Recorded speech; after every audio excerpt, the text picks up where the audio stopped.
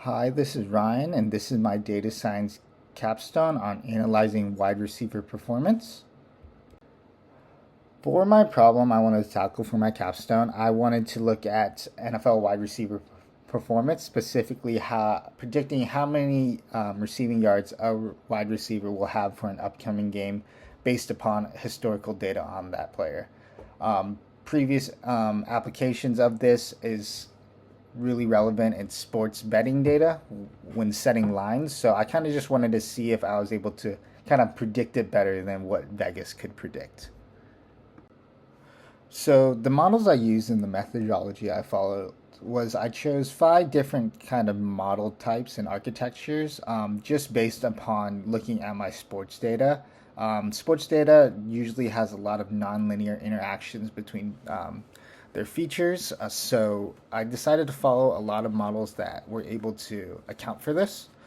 So the five model architectures I chose were random forest, XGBoost, gradient boosting, LightGBM, which is a Microsoft developed framework I researched on, and a simple neural network regressor. So, for these five models, and after looking at all my features, I found that in terms of predicting my target receiving yards, um, that the features realistically made more sense to split them into subsets. So each model is trained on two different feature subsets. The first one being features that correlate with player statistical features. So this could be career performances, previous games, that player specific stats, and that sort of thing. The other feature subset I wanted to focus on was kind of separating out the team performance and opponent defense performance, as these aren't directly related to receiving yards, but they do have an impact indirectly to how a receiver would perform. So these team performance features could be things such as the team's average passing yards over the past couple games. Opponent defense performance is just opponent stats from the last five games, that sort of thing. So these were the two feature subsets I trained these five models on, totaling 10 different models kind of being built. For each model, I decided to perform a grid search just to find the optimal parameters for each model given that feature subset.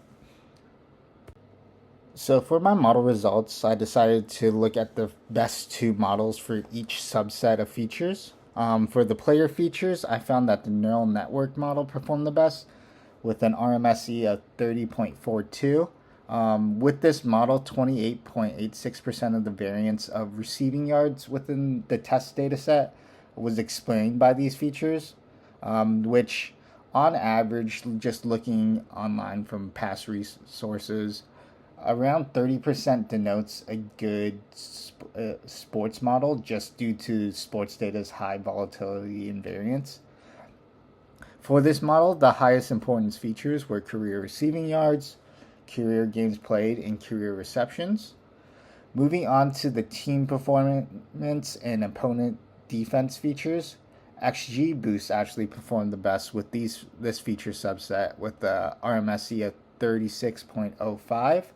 One big thing I noticed was even just across all my models, they all had a very low percent of the variance explained by these features, meaning they probably weren't the best solo, and just in terms of explaining and predicting receiving yards. Besides that, despite that, the highest importance features of this were the team passing yards average over the last five games, opponent defended passes average over the last five games, and the team total touchdown average over the last five games.